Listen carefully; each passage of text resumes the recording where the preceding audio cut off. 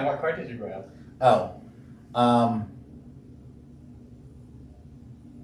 This will be general. I'm going to ask this to Marley. It says, what are the deal breakers that would make you reconsider our relationship? But I'll just put that out there. What are deal breakers that would make you reconsider any relationship with anybody? Fat fashion? No. I mean, like, I don't know. It depends, like, how, like, close I am to that person. Like, I don't know. Like, if I don't know you that well, like, if you're, I don't know. What was the question again? What deal breakers are What there? deal breakers? Yeah, would make you reconsider a relationship? What are deal breakers for you? Well, mine are kind of, they're topical for the moment. So, like, politics, like, someone who is a Trump supporter, I'm like, that's a deal breaker for me because I can't move past that. I feel like a lot of people say that, and I feel like that's valid, but, like, what about people that are just kind of apathetic? I was, yesterday, I was showing Jason that this white guy, mostly gay guy or whatever, he was like, wrote this post or whatever, trying to kind of at ease, but the first line was like, I don't really care who you voted for as long as, and I was like, I feel like you should care. Yeah, you should care. I feel like you, like that apathy and like that side of not caring is like, it's not a side for support, it's like a side for negativity, like. Yeah. Yeah. It's, if you are silent, you're on the side of the oppressor. So if you're ambivalent to choices that are being made, if you're indifferent to someone's political affiliation or religious ideology, then you're on the side of the oppressor. You're not on the side of the people who need your help or your friends or family who are telling, I love you, it doesn't matter who you voted for. You're enabling those individuals to continue to cause harm. And you're choosing to not listen to the voices that are saying, like, this may not be a problem for you. If you only care about issues that affect you, then you don't care about anyone other than yourself, basically. Exactly. Yeah. And it doesn't matter like what you identify as at that point, or like what your experience is. If given the same power that the oppressor has, you would do the same thing, you'd know better. Yeah. I agree. Like if you got a seat at the table and then you turned around and immediately used it to further oppress people. Right, which is what we see happening over and over again. Mm-hmm. Yeah. Yeah, that's why there is things like government regulation, and that's why that's necessary, because like humans as a whole, without like intentional change, they're not gonna, like, society right now is just not built to be a giving person on like the macro level. Mm-hmm. Like each individual person can choose to change, just like we can choose to, every one of us could be zero waste, but corporations are still contributing 70% of the pollution to the environment. So like we could literally completely cut down our waste and only cut down things like global warming and issues like that by 30% if every single like individual human did that. So Yeah, it's a much bigger whole problem. world approach. Yeah. Yeah. You have to have everybody on board. Yeah. What are some more deal breakers for you? I think if you a lack of empathy or ability to portray kindness and show kindness to others, I think that's a deal breaker for me. Like you have to have some level of kindness within you to like be a friend or in a relationship with me. And then I know there's so many requirements. It seems so simple to say that, like to have somebody practice kindness, but that is really hard for a lot of people to do. And it is an act. I mean, I find myself, lost in those moments where I rage tweet or something like that. Like that's not a moment of kindness. I need to reflect on that and actually, like, what am I trying to say without the anger or the emotional component to it? So I think that's. The inability for someone to do that is a deal breaker for me. Well, that's like, so I'm autistic and I was raised by a narcissist, so that's one of those things where it's like I didn't know how to like do that until I was like 19 years old, and it's something that you can definitely learn. Like you don't have to have the innate ability to care about someone to still be kind. Mm-hmm. Like, even if I can't necessarily understand or perceive emotion, it shouldn't that honestly doesn't matter. You can still just be kind, like Yeah. without. I mean, if anything, like being able to look at things more objectively because I'm not swayed by my own emotions kind of helps. Yeah, I think kindness is a choice. Exactly. Kindness is an act Yeah. of kindness. So you can choose to be kind in that moment, or you can choose not to. And it can be hard, Yeah. but like that's the thing is every Make time that you make a choice. choice, you have another choice after that. Like there's always a redemption arc. There's always a time where you can start choosing to be kind. Yeah.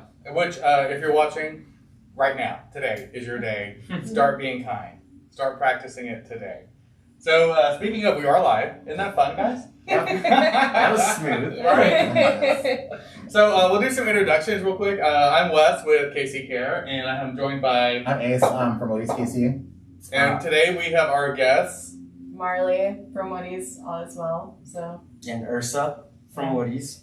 One thing we didn't do, but I want to highlight is pronouns. And, I'm glad that nobody did that when we went around, so, we can really talk about that. Because today we're talking about sex, but not just the sexual act of sex, but, all the other Venn diagram points that come into what sex means for a person. Ins and outs. So many Right. words. I know! So my pronouns are he, him, his.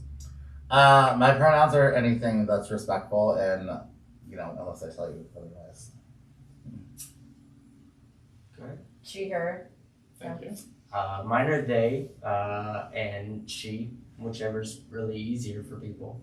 Yeah, and I think the reason why we did that, to talk about pronouns, is because it's really important, one, to know how someone identifies, but to respect them in the way that they identify, and to practice that with, like A said, however you want to talk to me, however you want to address me, as long as it's respectful. Mm-hmm.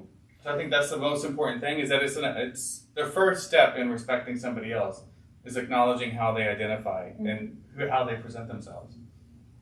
Yay! I'm really excited today to have you guys join us because I think that you guys are superhumans and you make me excited to be around you. I feel like you're full of a lot of experience and a lot of knowledge. But also today is Inauguration Day. Yeah. And we're also shooting in a whole new space. We're shooting and eating, and it's really exciting. So I feel like there's a lot of new things today. Yeah, did anybody watch the inauguration this morning or parts of it? We watched a little Yeah, bit. when we were at of breakfast, it. Yeah, it was muted though, Yeah. so we couldn't hear what was going on. But Nice. Ace, I think I forced you to watch some of it. You didn't force me. I just got busy, and I don't really watch stuff live anyways because I don't know. I don't have time for that.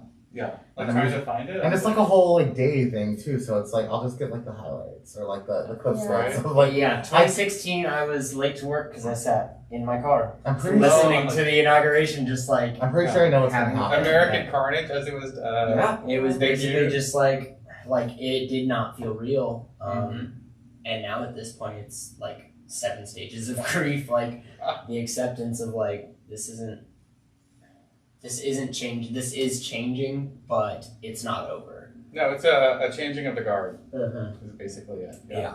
It's again. We'll see how it goes. Will it ever be over? I mean, I feel like Not I until we hope- choose to. Yeah, I hope democracy is never over. I hope it just continues to be a more perfect union, a better representation of how we can express and include others. yeah. I mean, I guess going on that, Marley. I'm gonna ask you, what would you like to share about 2020 that has changed your outlook or perception going forward? We're 20 days into 2021. Yeah. 2020 felt like 10 years 4 long. years, Yeah. God. 10 years long. Well, I mean, with like quarantining and stuff, like 2020 taught me to like be more comfortable within myself and kind of having to sit with myself and my thoughts and sort of process everything and like Yeah. did a lot of meditating, like like trying to like find out like who I am and like being comfortable within myself. So Did you find out who you were? some ways, yeah. I mean, like I feel like I'm never gonna like fully find that because like I'm always growing, I'm always changing. So, but I'm gonna do my best. Like, What about you, Ursa?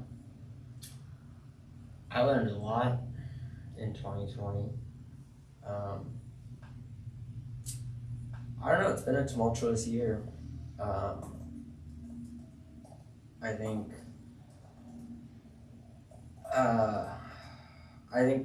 I learned that I need to focus a lot more on gratitude and kind of similar to Marley, just being who I am and developing that strong sense of self so that it becomes unshakable, because I definitely changed a lot and I don't necessarily think that it was for the better. And I brought up a lot that I feel like kind of brought me back to a person I thought I wasn't going to be. Mm-hmm. Is that good or bad? It is. I like that. So, but I can change that, and yeah, I can't really undo things that happened in the past, whether that be 10 years ago or now, but I can choose every day to keep working on it. So that's what I learned, is that there is no end game for this. I mean, happily ever after only exists if you have 3 minutes left to live. So, well, what are some things that you put in place to hold yourself accountable, to make sure that you are, doing those steps? I think trying to develop open communication with others, because like I said, I struggle to perceive myself at times. I don't have the strongest self-awareness at times for how I'm coming off to others. So I think just being around people that feel they can be open with me, and then after finding those people, making sure that I'm keeping that comfortability, that I'm not reacting with, anger when someone comes to me honestly and candidly. So I think just the people around me and having a dialogue with them is really the biggest thing, so that I know how to improve. Wes, what about you? Oh, man. Well, every year I name the year, and so 2020 was a year, it was called Hindsight 2020, which was fun because it's Hindsight 2020. Mm-hmm. And I thought throughout that year, 2020, I was going to be implementing things that I knew were like struggles or problems that, I had faced all the way up to that point. It's like, if it's fitness, it's like, sticking to a regimen or a routine or something along those lines. If it's practicing meditation, it's keeping up with the daily meditative practice. If it's journaling, which I'm really hard and not the best at doing, it's like taking that time to practice that gratitude moment and capture, what happened that day. And I did not implement most of that throughout the year. And I think most of the year I felt like I hit autopilot a lot, just to sort of get through the day or the days, depending on what was going on. Because it was such a tumultuous incendiary year. Like, there was just so many bad things that could happen, that taking that moment of like, all right, I'm just going to go to work today and going through my motions, and then I go home and, and sort of like, if we're home, okay, well, today is laundry, it's sort of like very robotic in a sense, as opposed to acknowledging what was going on. So my takeaway from 2020 is that hindsight of, I need to be more fully present in what was going on. Instead of hitting autopilot, be aware of what's taking place and sort of like adapt to that moment and be conscious with it. When you were talking about meditation, I was like, that was really something that before 2020, I really leaned heavily into. And I did not, even though we had all this time, I did not at all partake in that opportunities that it presented. Yeah. Word. I love that. Yes, what about you? I feel like I learned a lot this year. My year started off really rough. I started off really, really sick with COVID. I lost my father straight away. I think that what really changed this year for me was, I think I really traveled through life a lot with a lot of baggage and a lot of trauma and stuff that I kind of just like packed away and just like put like in boxes and never really thought about it and never really unpacked it, never really worried about it. And I think this year really taught me that two things. I need to slow down, smell the roses. I need to kind of, it taught me how to deal with a lot of trauma, and I didn't realize like I'd been running away from a lot of things, and I had like supplemented with like, not that there's anything wrong, I'm very sex positive, but like with promiscuity, with like my alcoholism, and like, you know, all these other vices that I had and stuff, but it gave me an opportunity to step back, and then now I kind of found that I think I just lost myself in work, and I was always really attached to something, and I never really cultivated the things that I loved, and I always were doing things for work, money, or for other people. And I think this year really taught me, especially with losing a lot of family members and having to deal with the aftermath of, you know, being an only child and my father dying and having, you know, no mother and stuff, and having to deal with all that. I think it really just taught me that I need to, and that I really want to, number one, cultivate the friendships that I have and the people that I love, and make sure that I'm fostering and nurturing those. Those are the things that are important to me, and also figuring out sides of me that are not work, sides of me that are not academia, sides of me that can be fun and that want to produce and just like produce happiness and just be a real human and not be something that's robotic or manufactured or working towards a goal, but like you can just exist, and there's nothing wrong with that. And if there is a day or a week or a month that I don't feel like doing shit and I just want to watch TV or learn guitar or hang out with a friend, then there's nothing wrong with that. I don't have to be making money. I don't have to be moving forward in some kind of capitalistic, like idealistic realm of success in America. Like you can just existing and being happy is more than enough. Exactly. And that's something that I definitely am still learning, and I'm trying to like make active every single day and try to focus my time on the things that are important to me. It's been really stressful because I feel like the past few weeks, even like I've taken time out of Woody's, where I feel like I've been branded so much to Woody's and stuff, but I've really pulled back because it's important to me to like cultivate my relationship with my aunt, especially more than ever now that she is, you know, going through her own sadness with her husband passing away, but also like I want to cultivate that relationship with family that I never really had. I want to hang out with you and Jared and some of my friends that I feel like a lot of times that we come together, it's always about work or it's always about meeting and it's always about this. And I was like, I don't want my relationships with the people around me, especially the ones that I love, to always be about work, to always be about, you know, a direction of moving forward. We can just exist and enjoy each other. Like a checkbox. Yeah. And it's been really tough because it's, you know, like I'm very controlling sometimes. I'm very like OCD in a lot of things. So I have to like, but it's learning to like, number one, not only trust the people around me, you know, to make the right decisions, but also it's okay if they make mistakes, because that's how people grow and that's how people learn. And if I really want to be surrounded by people that are moving forward and smart and full of life, like you have to like give them opportunity to stumble. Yeah, I like that. When you were talking about meditation, everybody's meditative practice is a little different. Yeah. What does meditation look like for you? I mean, for me, like I just like I have to sit down and be by myself and just like think things out, because like I have a tendency to like overthink everything. So like it's like a balance of like thinking, but then also not thinking at the same time. Like sort of like Yeah, you want to be like in that middle area. Yeah. So. Do you have an or a mantra or something, or like today I'm thinking about this, or no, just like those moments of clarity is what you see? Yeah. That's really cool. Yeah, I don't do alms or mantras either. Yeah. I wonder if that would change the meditative practice. If you struggle, especially if you struggle with like random loose thoughts, I feel like it helps, because it gives you, the first like time I meditated, that helped me to like clear my mind, was focus on one thing so that you give your head somewhere to go.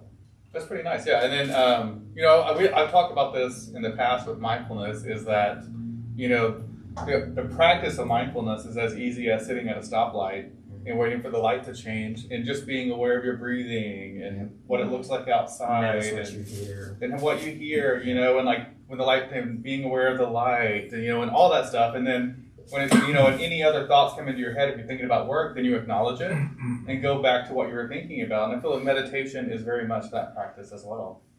Yeah. Oh my goodness. Right? I love it. Well, let's talk about what we really came here to talk about today. We came here to talk about sex and what that looks like. So I'm going to start with you. When You hear the word sex, what does that equate to? Like, what do you hear? Sex is blank. And this is 100% like your definition, your thought process, not something textbook, not Webster's, not. Yeah. Like, what comes to mind when you're like, sex is blank? I would say, so just my definition, sex is as simple as, I think of it in like breeders, essentially. not that breeders, but literally like reptile breeders and stuff, like sexing an animal. Okay, yeah. For procreation. Yeah. It's because I think so with my, I guess, not typical gender identity and stuff. We conflate sex and gender, and we conflate sexual. We basically make like the term sex has become just the act of sex, like as a verb, versus like instead of being a noun, like sex is just it's a biological thing, and that's it to me. Is like I think sex and the act of sex and sexuality all use the same root, but I think they are very different things, and that's where we're almost being too simplistic by saying sex, because that just means all of these things, which is why so many people get confused, is because sex can refer to so much. Right. Oh my goodness. What about you? Yeah, with sex, I don't know. It's like, it's a form of trust for me. Like, I have to have like a physical bond with someone and like make that connection. And like, that's kind of like how I see like the act of sex. Like, I have to have like an emotional, mental bond with somebody. So, I think of it just as like an act. Like it's just, you know, consenting between two adults. There may be romantic and may not. Yeah. I don't think I haven't thought about it in the way you described it in many years. Many years. Yeah. Like when I was identified as straight and was married and ew. I know. All those things happen. I feel like knowledge a lot bomb of just it dropped a is. bomb there. Yeah. I like that's lately I've been reading about like sexology research and stuff like that, and dispelling. There's a book called The End of Gender that kind of takes on a lot of the myths that have been purported in things like social media and stuff that may be helpful for us, but they might not be true.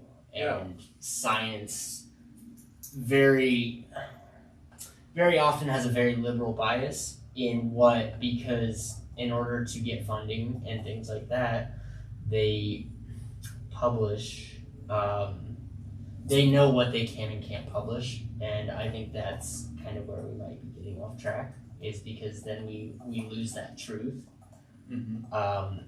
So if people won't fund, say, a gender study that could improve our knowledge on it because it might prove something different than what we want it to, I think that's, again, where, not to try and always bring things back to like capitalism and stuff like that, but that's where like when you start influencing things with money like that. Well, you said, was it the removal of gender or what's the phrase? I can't remember the phrase you just said. The End of Gender is the title of the book.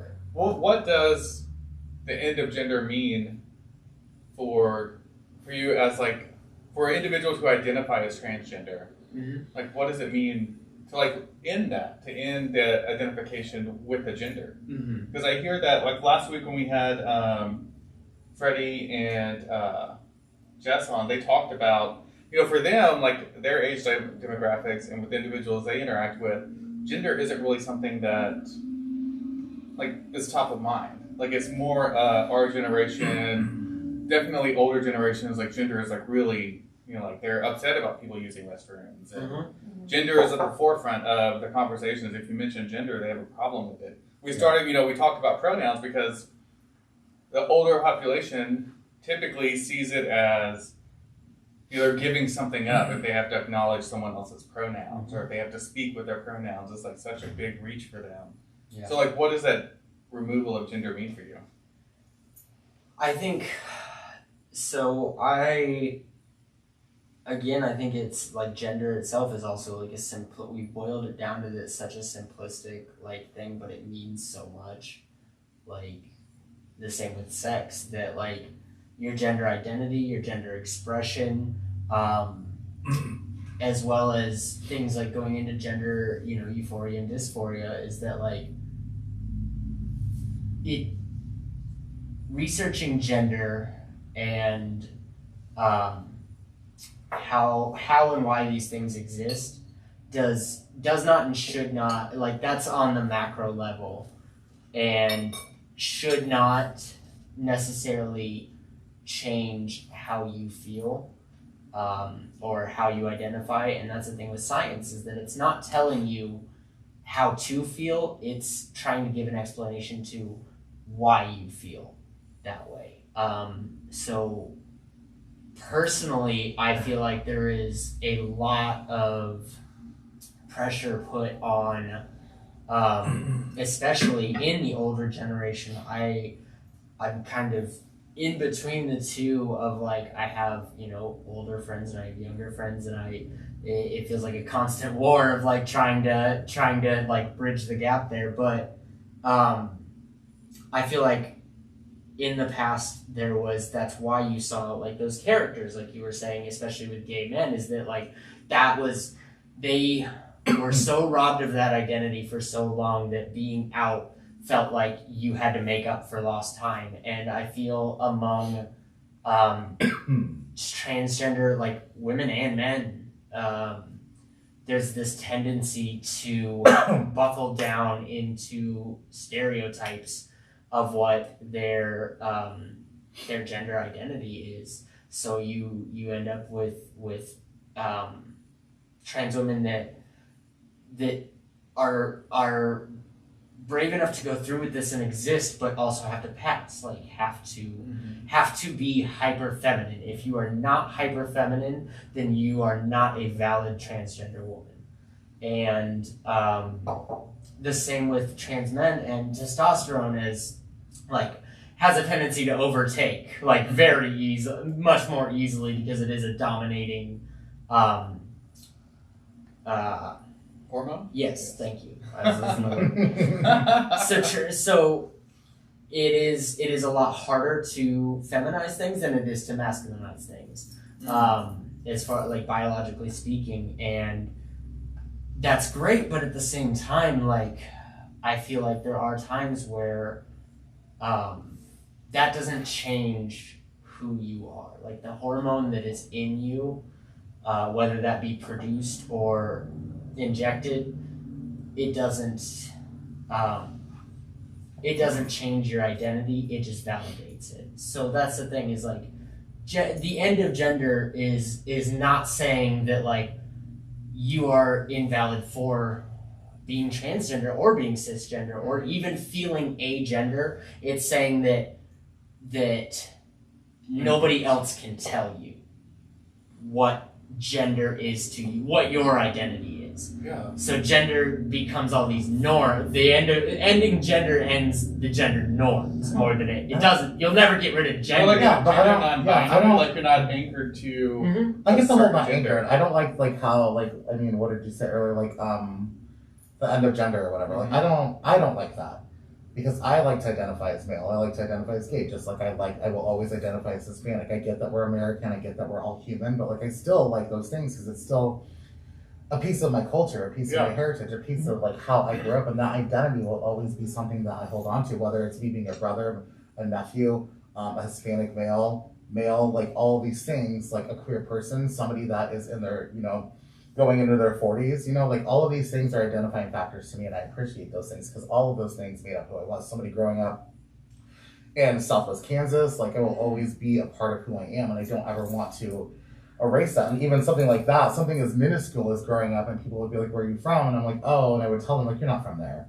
And I had a really good opportunity to like never even say that I was from there, because people would believe that I'm from somewhere else. But I'm like, no, like although I had a tough time growing up in Southwest Kansas, like that definitely shaped a lot of who I am, and I never want to forget that I'm from Kansas, that I'm from a small like cattle community. Like it just is a part of who I am. I don't want to erase that. I don't want to get rid of that. That's what I'm saying is that so it's not the end of gender in and that's the title of the book, but it's not necessarily that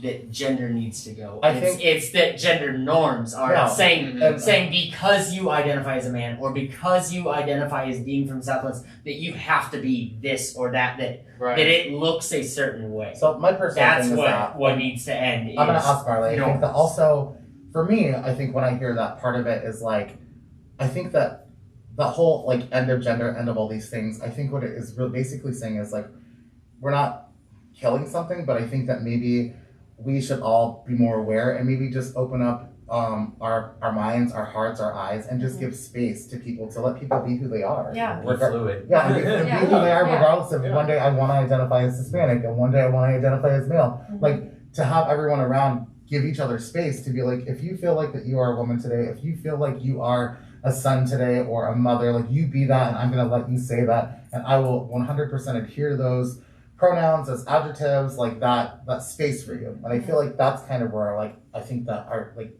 this younger generation is taking us, and I love that so much, to be able to give people their own space to let them be who they are and not judge them, not chastise them, and not force them into, you know, a box of like, no, you are Marley, you are a person with brown hair, you are a woman, you are this. Mm-hmm. Does that make sense? Yeah. What are your thoughts on all of this? No, I mean like that makes like I got into a conversation with my mom like about like, because she said like in the 90s that her generation was trying to break down like all these boxes and do all these things, but then, you know, like with like my generation and stuff, like we keep putting those boxes back in now, but like it's, I don't know, I feel like we're all trying to just like find that fluidity. Like, yeah, we can have these boxes, but also we're going to be open to everything and like be accepting. So it's an interesting balance. Yeah. So we talked about what sex is, or how you define sex.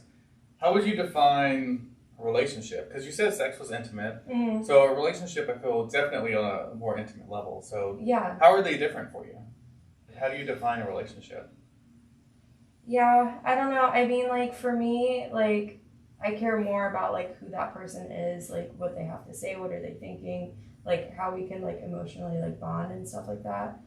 And so, but then, like, having, like, sex in the mix, like, it's more, like, that. Because sometimes I have, like, a problem with, like, being physical with people and stuff. And so, like, being physical in that way is, like, a big deal to me sometimes. So, but, like, relationship is, like, building up to sort of, like, having all those different, like, sort of forms of connections and then going through the acts. Yeah. Yeah.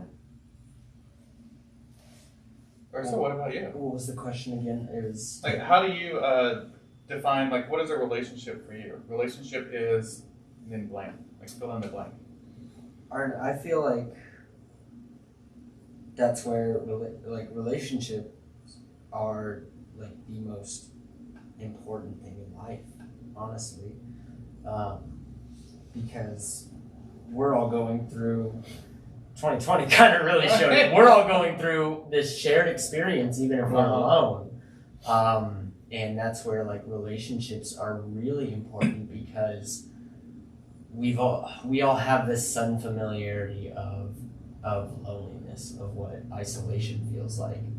Something that maybe we've gone 30 years and never felt alone. But I feel like that also is giving us an empathy for other people and making it so that like kind of like separating it allows us to separate ourselves now to where like I feel like I can see from other people's perspectives because I can consider like I guess to bring it back to like my relationship with them is separate from their existence and their sense of self.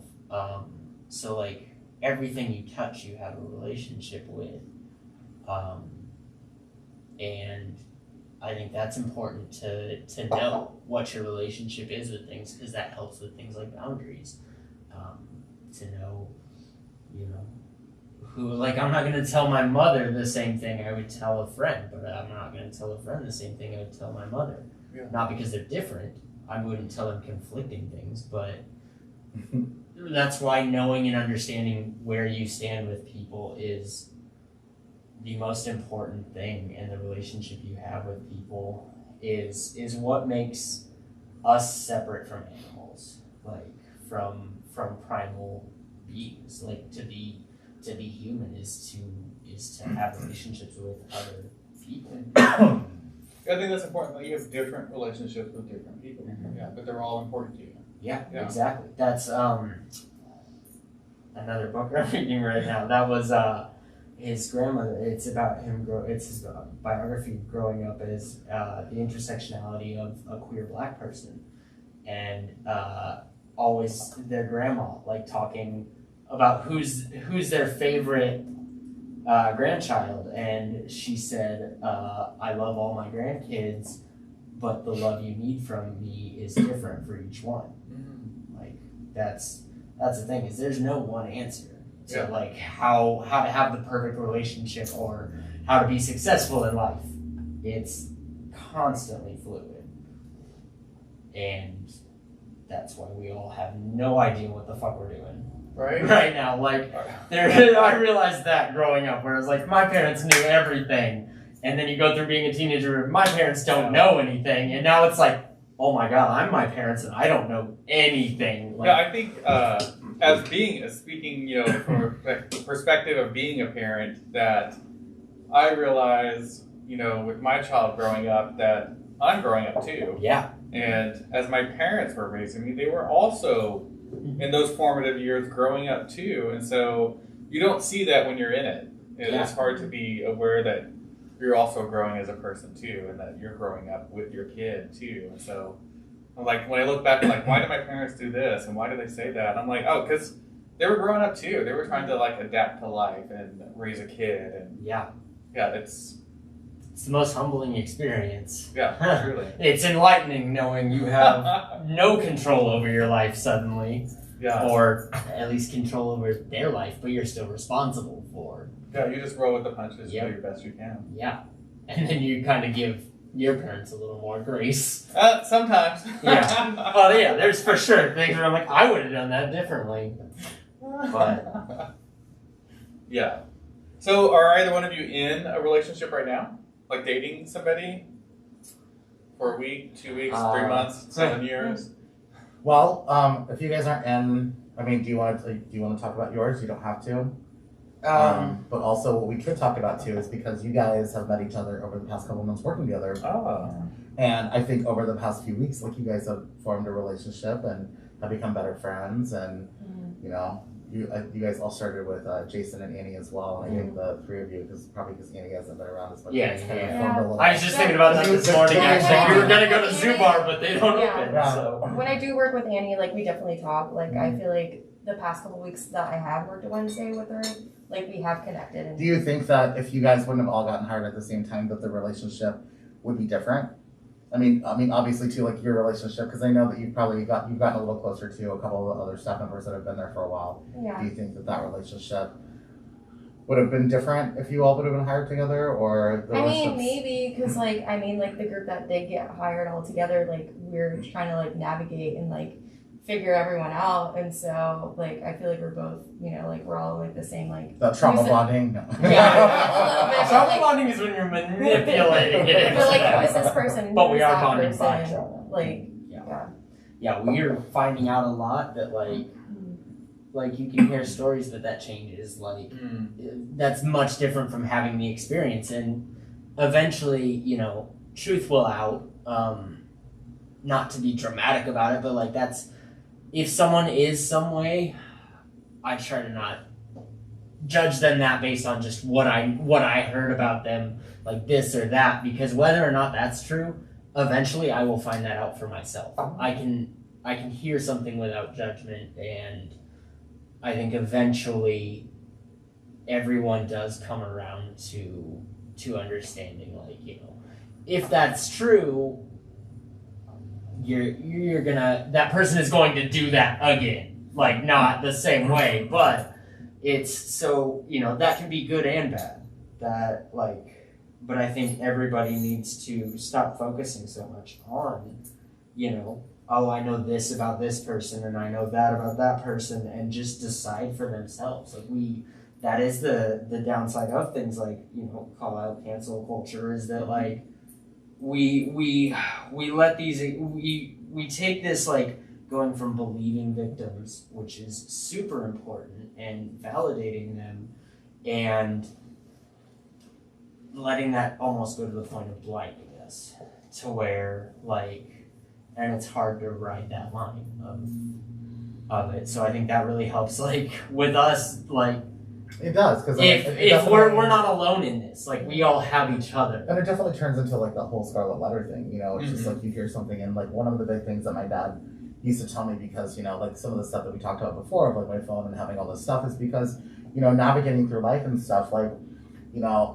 when I was younger, I would get so hard pressed when somebody didn't like me, or like somebody said bad things, and even if I didn't know them, and I would still try to like talk to me like, why are you doing this? And my dad said, no matter how amazing you are, no matter how many great works that you do, no matter like what you do that makes you look so shiny and bright and beautiful, you're always going to be a villain in someone's story, and that's just something that you can't change. And no matter, you just have to accept it. And so that's something too, as I learned too, because especially in queer culture, especially like when you're young and you're like dating, and people are like, oh, I used to date him, or my friend dated him, or blah blah blah. And they would say all these negative things, and I'm like, well, that's your experience with that person. Let me have my experience with them, and maybe you're right. Maybe they are, you know, a D-bag, or maybe actually you're the villain that he was to you is not the villain that he is to me. Maybe they've grown as a person. Yeah.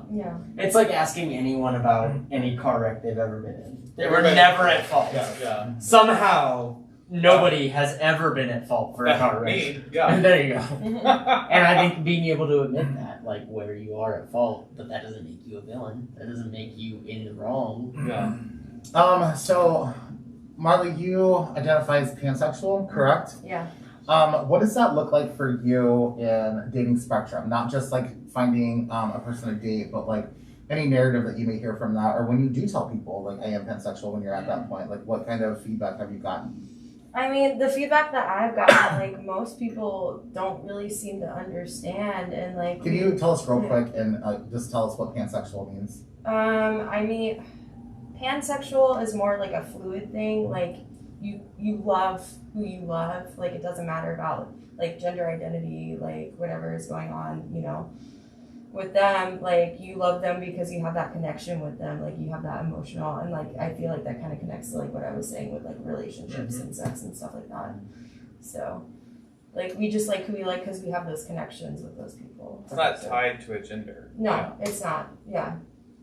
So you don't decide beforehand. No. Right, you scan a bar and you like don't really guys, see. Yeah. Like I will only look at the girls. Like that. And then the cutest guy is sitting right over there, and no, I look at everyone, and then if like I have a conversation and like can have that connection, I might, you know, develop feelings in that way. So I think pansexual can be construed or misinterpreted as bisexual. So that's why I wanted to make that clear line that gender is the difference. Yeah, and I was like talking about that too, because I've been told that pansexual, like being pansexual creates bi erasure, and like I'm still like trying to figure out like that's not, like being pan is not bisexual. Like, you know, I feel like it gets crisscrossed. Like stigma is what erases bisexual identity. Like people who identify as bi, depending on the groups that they're in, are going to identify as straight because they want to fit in, they want to be fluid, they don't want to have to answer to being bisexual, they don't want to face that stigma that comes with it, so they say they're straight with the group they're in. So they're erasing themselves. Yeah, they're erasing themselves. It's not anybody else but themselves doing it. Yeah. Which is sad. So your experience with relationships, when you go into it as a pansexual, like, is that a conversation you have up front? Is that something that you just kind of migrate? Is that something that... It really depends on the person, like, because, like, everyone's going to react in their own way. So, like, if they're more open to the idea, then, I'll be, like, upfront about it. But sometimes I am a little hesitant as to, like... Is it normally perceived well? And also, when you do tell people, do people normally know what that is, or do they have questions? They normally have questions. Can I ask you a personal question? You're not into LGBT. Where are you at? So I feel like that conversation makes me a little hesitant because I always know like there's going to be questions and stuff like that because a lot of people don't understand. You're like, So- I just think you're cute and I want to talk to you. I don't really feel like educating. But... You just want to live your All life. right, Yeah. get me another drink. Let's do some shots. Let's bring your friends and teach you the class once. We're good. Also, here, like your registration fee can just be Venmoed to me. Yes. That's exactly. I was just talking about that the other day. Like dating is like hard when you don't fit like these rigid norms, because then it's like I have to give you an entire human sexualities class over text usually before Oh you my even know God. what my favorite animal is. Before you've asked me my favorite color, you have questions about like, cool, now explain everything to me. And we live in an information age where you could go explain this to your damn self. Right? You can self-educate. Yeah, Choose not to. absolutely. So, what's like, your favorite animal? yes, Ostrich. bears. Never picked an Oh, ostrich. hi. What's your favorite color? What's your favorite color? I really like yellow Why? today. Oh, today? I like that. Your color. Why today? It's been it seems to brighten things up a lot. I mean, it's the color of the sun. It's just it radiates Like a yellow gold, maybe, with a Yeah. beautiful shirt that says It's- "Fuck Trump." I know, I love Yeah. I wear a lot of black, and in the last like couple years, I've really like found that like yellow in a sea of black really like just brightens it. Mhm. Oh, There's Bumblebee. a song It about makes that. me. Yeah. That's like literally I have Bumblebee. gold just because it literally just Marley, what's your favorite animal? pops. Animal? Mm-hmm. Do I even have one? I don't know. Yeah, that's okay. What's your Yeah, favorite color? Color, that's always hard because like, so with like me being an artist and stuff, like I get so picky with colors, but like there always has to be black in it. And so like I'll normally focus on like one color with that though. I'll be like, oh, this moment's gonna be like a red and black moment, or like chartreuse and black, you know? Like I focus very much so Is on that one color. burnt with orange. Yeah, I was like, you have on all black, even Yeah. your mask, Yeah. except for your socks. Yeah. Yeah. So it's just like a Flash little of pop. color. Yeah. I love that. What about you? What's your favorite animal? My favorite animal would be a dolphin. I love dolphins. If reincarnation was a thing, I would want to come back as a dolphin. I think it'd be fun. My favorite color is blue, specifically sky blue. Is that what color your hair was before? Yeah, it has been that color Yeah. before. Yeah. I say I've Yeah. seen it like that. Yeah. Yeah, we were going through photos last night because Chris was cleaning up his timeline and was like, "This is basically just a memory of your hairstyles." I was like, Yeah. "I love it." I was like, "You put all those into one folder." Yeah. I appreciate that. That's exciting.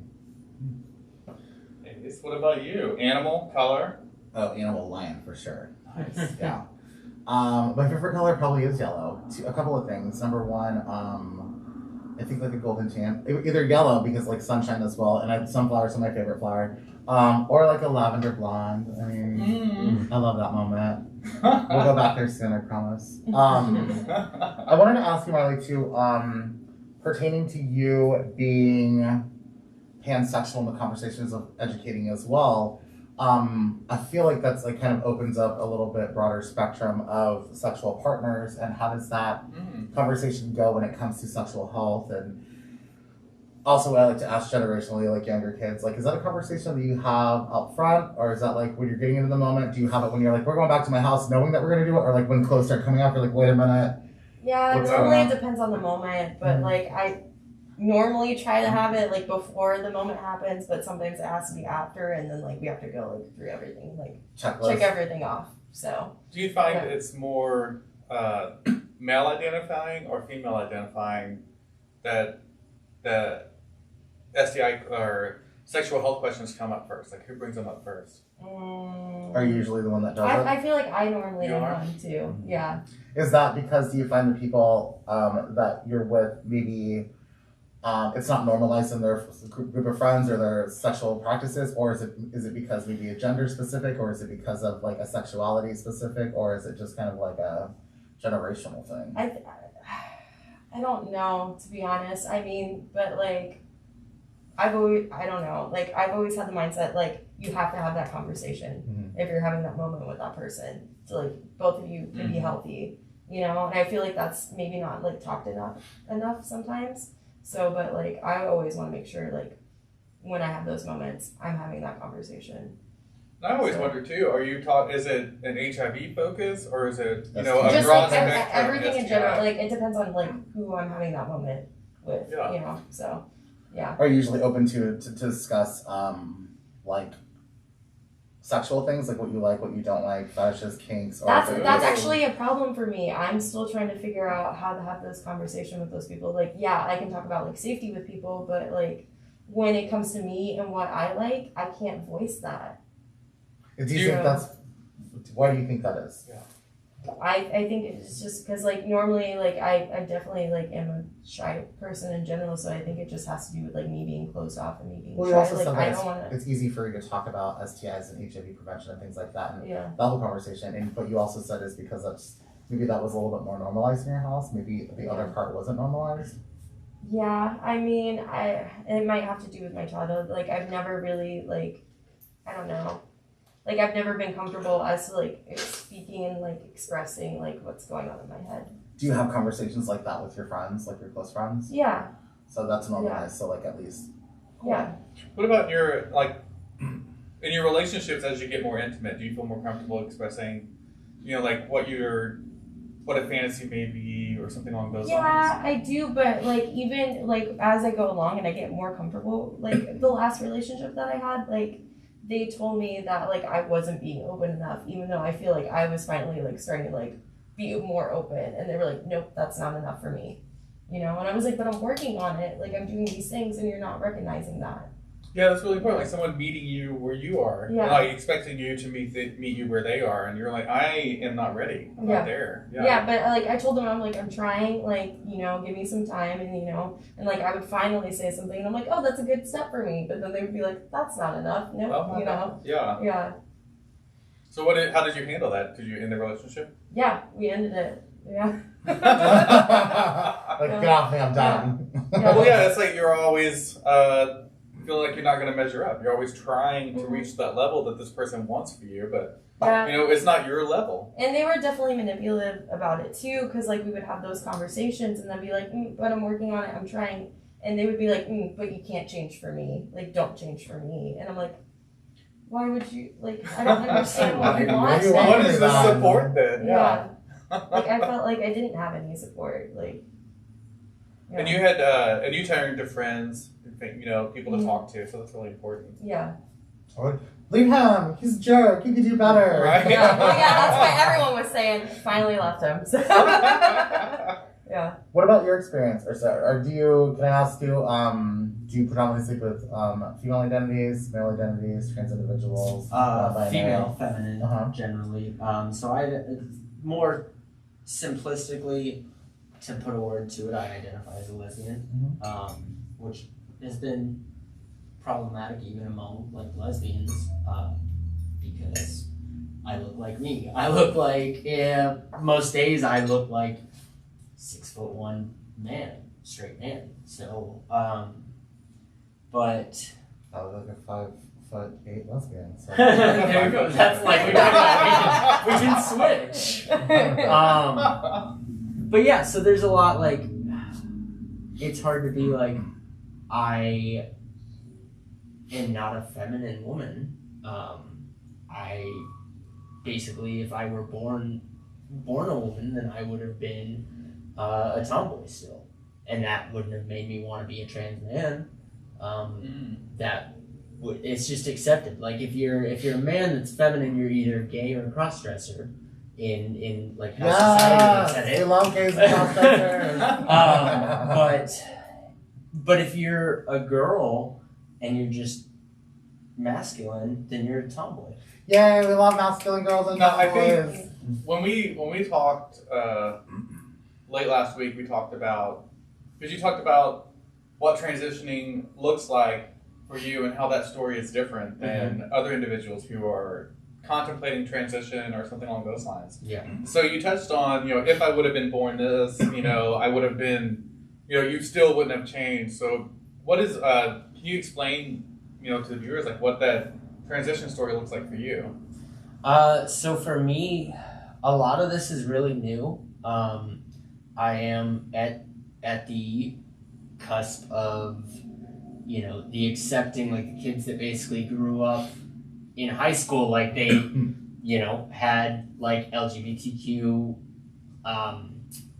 communities or clubs and stuff in their schools versus like being like I had theater that just kind of became that safe space. But even then, I struggle with being masculine, being trans, but not being gay, not being a gay man, not really engaging or being attracted to men.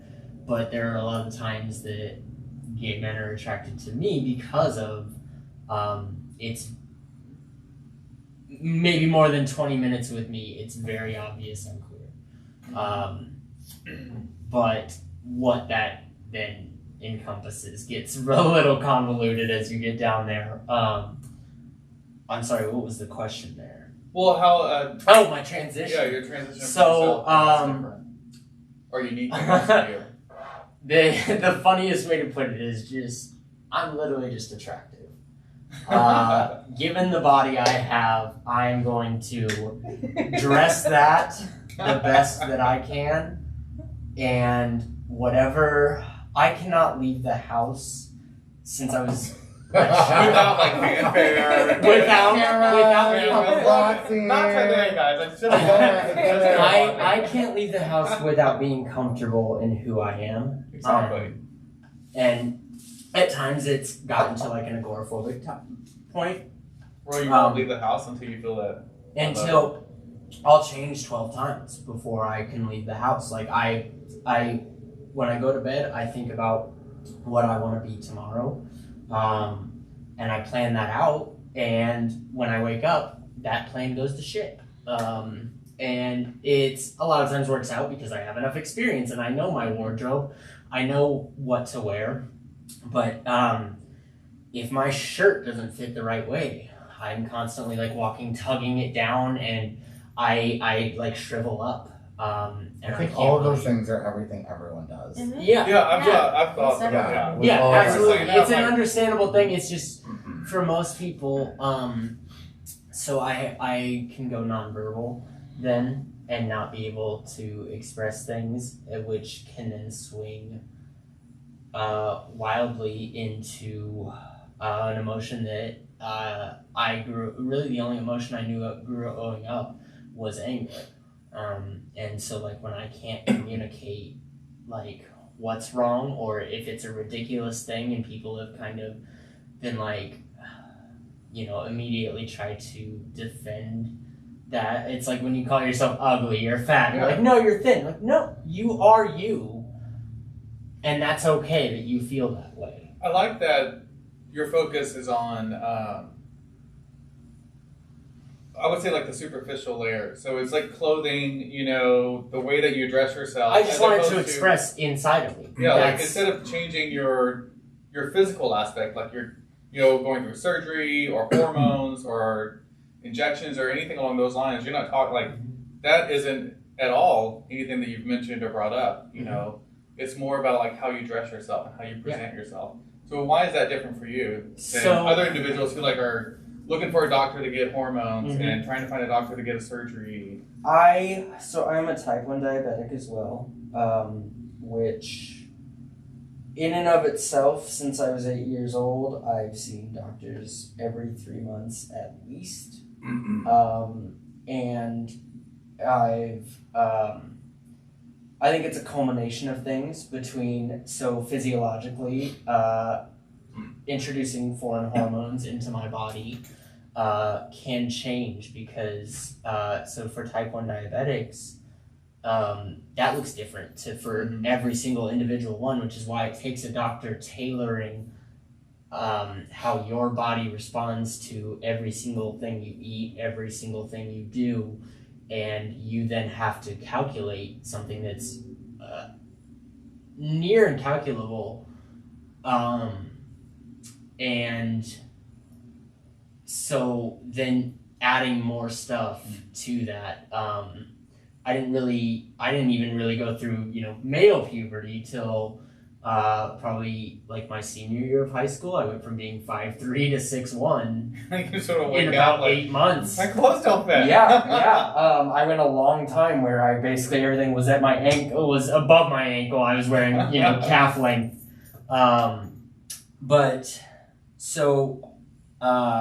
And I think that contributed a lot to my identity crisis. Was I never felt masculine enough to fit in. I never. I did approach my doctor about getting testosterone because I was worried that my output wasn't that. I didn't have this male drive, this carnal sexuality, this things like abundant like body hair, the typical like male things. And I'm really glad that I did not do that as far as testosterone, but like I would take supplements to try and have more body hair. I would constantly caffeinate myself to be more aggressive. I would constantly do these things to say like, no, you are this. And I think in the last few years I've become comfortable with not needing to be that, but then that's now swung the other way where I can still be trans and not need to be this hyper feminine woman. Yeah. I think that this is really awesome and very informative, and I'm just like kind of watching Marley take all this in as a new friend and hearing all these things about your friend and like what they've gone through. Like how is this registering for you? What does this make you think? How does this make you feel? I don't know. I'm processing it myself right now, so I don't really have much to say. On the surgery list, I will say I would love tits. I think those would be great. Oh, but, just like the plate. Yeah, just some like small ones. She's like, they're fun. I have small ones. But yeah, with or without them, I'm still gonna be. They're small enough right now for a bra, so it's good. right? Exactly. I think boys call them pecs. I call them my titties. They're still my titties, no matter how. It's nice to have friends around. Yes. Yeah, two, so they don't get lonely. I think some other females might disagree. Right. Their friends are too big. I love that. Listening to all of that too, it's definitely like it takes you back to when I first met you in your first interview process and some of the things that you said to me about your transition and not ever having a space that made you feel comfortable even saying that out loud, especially in an employment setting. I think that really resonated with me a lot. And the fact, I remember maybe a few weeks ago, maybe longer, I asked you how you were doing one day, and you said, it feels really good to go to a place where I'm not a constant punching bag. And that is something that I feel like I remember a lot because I have worked through so many things and gone through so much. And, me and my aunt have been talking a lot. And when I was younger, my dad was away for work a lot. And I had an uncle that stayed with me a lot to like take care of me. But he was a raging alcoholic, and he was very, very physically and verbally abusive. And for a long time when I was younger, I felt like that's how people communicated, and that's how it prompted me to be a person that I wasn't. It also taught me a lot of strength. It taught me a lot of resiliency. It taught me a lot of responsibility at a young age, but it also taught me that those things were normal. And it taught me that everyone lived like that, and that was just like how you're supposed to feel. And as I got older and as I went out in the world and I met people, I realized that that's not normal. And that I don't have to be treated that way, and I don't have to feel that way. Like you saying that to me that one day really brought that back, and I was like, God, I've come such a long way. But there was a time where I felt like that was all I was good for, is making sure that I did everything right, and that even when I thought it was right and other people did, I was still like being knocked down for those things and not being affirmed and not being supported. And it just was like, to hear you say that made me feel like, wow. Even in the times where I can't always be present as a boss and stuff, at least, the humans that work at Woody's have kind of helped create a space where you can feel like you can come somewhere where you're not a punching bag, and that you are heard, and that you are listened to, and that you are celebrated, and that you know, you are given the space to be your authentic self. And that, to me, was like, made me feel like, God, thinking back, I never thought that I would be in a space that would be like this. And here I am feeling that way, but here I am helping another human feel the same way. And that's like literally all I could ever ask for. Yeah. So it's just, and I love every time that you share things with me, it breaks my heart. It makes me feel good. And I'm so like thankful that you're around. I'm so thankful that, like, you know, you've made your way into this little misfits of humans that are amazing. Yeah. Well, I want to thank both of you for joining us today and sharing your stories and enlighten others ways that you handle relationships and sex and your identities, and you know, and how empowering that message is. And I want to thank Ace for introducing me to both of y'all so that we could have this opportunity. Oh, yeah, you're welcome. I just realized like the other day I turned around and looked at the little like bookmarks sitting behind me and I was like, wait, is that Wes? Oh. That Wes? And then I was like, oh my god, you've just been behind me this whole time, and I keep looking at that and I was like, Where, it what? just clicked on at the door. It's like meet your technician or something, and I just saw the name and it just like, oh my god. I know. That's really funny. As we close out too, Marley, do you have anything that you want to say, add, anything you want to plug, any of your Instagram, social media? No? Where people can see your art. I mean, if they do want to check out my art account, it's the Cult of Polka on Instagram. It's what? The Cult of Polka. The Cult of Polka. Yeah. CULTPOLKA? Or OFPOLKA? Too many I think that was too many letters. Too many letters. Yeah, you are. CULTOFPOLKA. So Cult and Polka. Cult of Polka. Yeah. Yeah. What about you? Do you have anything, any last words? Anything you want to... No, I've all but left social media other than for promotion. So if anyone wants to do anything or support me, it's at Woody's. So Yay! Yeah, that's the way to She'll do be it. there Yeah. roughly 5 nights a week. Yep. Ace, what about you? Usually the 6th and 7th I'm still there. Yeah, I mean... Because that's where I like going. I think this conversation brought about a lot of really good things. I think opening up to with the question of like, what's important to you, like what's a deal breaker for relationships. I think I like the biggest that. thing too, I didn't answer, but I think this whole conversation definitely has led to, I think deal breakers should be for any relationship, whether it's romantic or friendship, and moving forward with this conversation, deal breakers should be people that can't communicate with you, because people that can't communicate with you are not listening to you, Yes. won't listen to you, and won't be able to extend and share a space that you need to be your authentic self. So definitely get rid of people that can't communicate, and also the people that you do love and that you do admire that are having trouble communicating, extend an arm and help them. I think that we all need to have an opportunity to have a space that we can be our authentic selves, whether it's at work or at home or at school or with our friends. But we should all be helping each other and building those bridges. Yes. Yeah, and also, we're open till midnight now. Please come to Woody's. Our kitchen's open. We're open 7 days a week. Yeah, it's exciting. I'm excited. This weekend, Saturday is Melissa's birthday. That's nice. Yeah, it's High Notes and High Ponies, and it's going to be our everyday theme. So if anybody's out, or you can go to Melissa Haas's Facebook page, maybe send her some money for Venmo. Tell her that you love her. She's incredible. Wes, do you have anything? I do. Make sure you know your status, not just HIV, but your full status. So all the STIs. So you can get tested at the health department by appointment only. And you can go to Casey Care from 2 to 6, Monday through Thursday, for an HIV, Hep C, and syphilis test for free. Fridays is from 2 to 5. And that's all we have for today, y'all. Yep, COVID is still real. Please wear your mask, be safe, social distance. Everybody be really excited. Inauguration day today, so we have a new president 100% fully. Thank you all for watching. I appreciate you. Please tune in. If you have any questions, please leave them in the comments below. We'll get back to you. Also, I've tried to put in a couple of books that Ursa has been reading. I think I got the titles right. Maybe I'll ask her in a little bit and I can retype them so people can check out those books on Amazon or wherever you purchase them. Other than that, Yeah. Thanks, y'all.